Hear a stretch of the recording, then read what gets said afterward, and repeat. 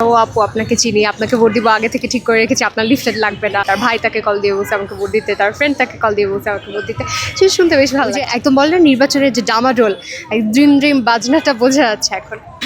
ইনশাল্লাহ মনে রাখবে আমার ব্যালট নাম্বার 32, আমি সদস্য পদের জন্য দাঁড়িয়েছি। আমার নাম মোহাম্মদ রাফিয়া। প্রথমত যে দেখছিলাম যে ইশতেহার যারা দিচ্ছেন তারা দীর্ঘ ইশতেহার দিচ্ছেন, 10টা হল বানায় দিব, এ করবো সে করবো। আসলে সত্য কথা বলতে কি, এই সদস্য পদের যে ক্ষুদ্র আসনটা, এই আসনটা খুব নড়বড়ে। এখানটায় দাঁড়িয়ে আমি মুখে বলতে পারি এটা করে ফেলবো ওটা করে ফেলবো, আসলে এগুলো করা সম্ভব না। তো আমি 2টা মাত্র ইশতেহার দিয়েছি। আমি চেয়েছি যে আসলে যেটা দরকার এবং যেটা সম্ভব এই জিনিসগুলো আমি করব।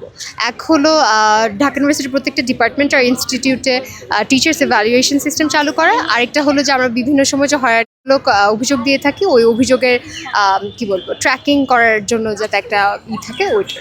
অনেকের কাছে যাচ্ছি, তারা বলতেছে যে ও আপু আপনাকে চিনি, আপনাকে ভোট দিব আগে থেকে ঠিক করে রেখেছি, আপনার লিফলেট লাগবে না। তারপর অনেকে বলছে যে তার বাবা তাকে কল দিয়ে বলতেছে যে আমার জন্য ভোট দিতে, তার ভাই তাকে কল দিয়ে বলছে আমাকে ভোট দিতে, তার ফ্রেন্ড তাকে কল দিয়ে বলছে আমাকে ভোট দিতে। সেটা শুনতে বেশ ভালো লাগছে। ইনশাল্লাহ ভালো হবে।